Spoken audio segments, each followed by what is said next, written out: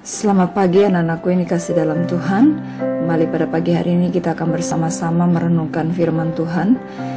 Kita terlebih dahulu datang kepada Tuhan di dalam doa. Terima kasih Tuhan, kami mengucap syukur atas anugerah-Mu. Kami boleh ada sampai saat ini, diberikan kekuatan, kesehatan. Semua adalah karena anugerah Tuhan yang boleh kami rasakan. Terima kasih Tuhan Yesus, kami mengucap syukur atas kebaikan-Mu di dalam kehidupan kami. Dan pagi ini kami menyerahkan hidup kami kembali kepadamu, menyerahkan seluruh aktivitas kami dalam tangan-Mu ya Tuhan. Kami mohon tuntunan serta hikmat daripada Tuhan dalam memahami kebenaran firman-Mu. Di dalam nama Tuhan Yesus kami menyerahkan renungan pada pagi hari ini. Amin. Anak-anakku, kita akan membaca Alkitab yang terdapat di dalam Lukas pasal 24 ayat 13 sampai dengan ayat yang ke-35. Namun ibu akan membaca ayat 13 sampai dengan ayat yang ke-16. Firman Tuhan berbunyi demikian. Yesus menampakkan diri di jalan ke Emmaus. Pada hari itu juga dua orang dari murid-murid Yesus pergi ke sebuah kampung bernama Emmaus yang terletak kira-kira 7 mil jauhnya dari Yerusalem. Dan mereka bercakap-cakap tentang segala sesuatu yang telah terjadi. Ketika mereka sedang bercakap-cakap dan bertukar pikiran, datanglah Yesus sendiri mendekati mereka, lalu berjalan bersama-sama dengan mereka. Tetapi ada sesuatu yang menghalangi mata mereka, sehingga mereka tidak dapat mengenal Dia. Mengapa kita kecewa? Itu judul renungan kita pada pagi hari ini. Anak-anakku yang dikasih dalam Tuhan, kamu mungkin pernah kecewa terhadap orang tuamu karena mereka tidak menepati janji mereka untuk membantu, memberikan sesuatu, atau merayakan ulang tahun kamu. Atau pada saat kamu sedang mengalami masalah, pergumulan, putus pacar, atau melakukan kesalahan, kamu mengharapkan mereka dapat mengerti, membantu, menghibur, menguatkan, dan memberi bimbingan yang menyejukkan. Tetapi mereka justru cuek atau marah-marah terhadap kamu. Kamu tentu kecewa bukan?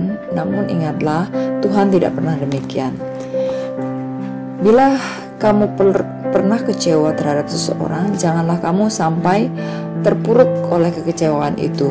Ini tidak baik karena dapat membuat mata dan hati kita tertutup terhadap kebenaran yang ada di depan mata, meninggalkan komitmen atau cita-cita kita yang semula, melakukan hal-hal yang tidak baik dan tidak benar, mengunci atau menyiksa diri dan lain-lain.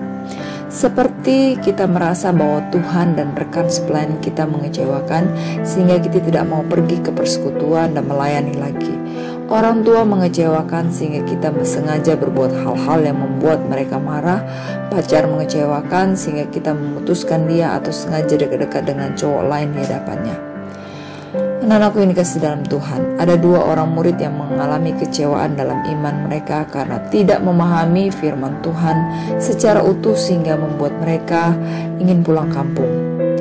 Hal ini terjadi karena mereka semula sangat mengharapkan Yesus yang mereka kenal sebagai Nabi yang penuh kuasa akan menjadi pahlawan mereka dalam membebaskan Israel.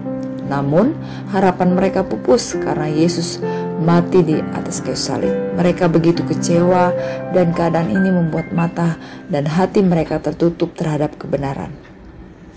Mereka juga tidak mengenal Yesus dan kesaksian serta fakta bahwa Yesus telah bangkit.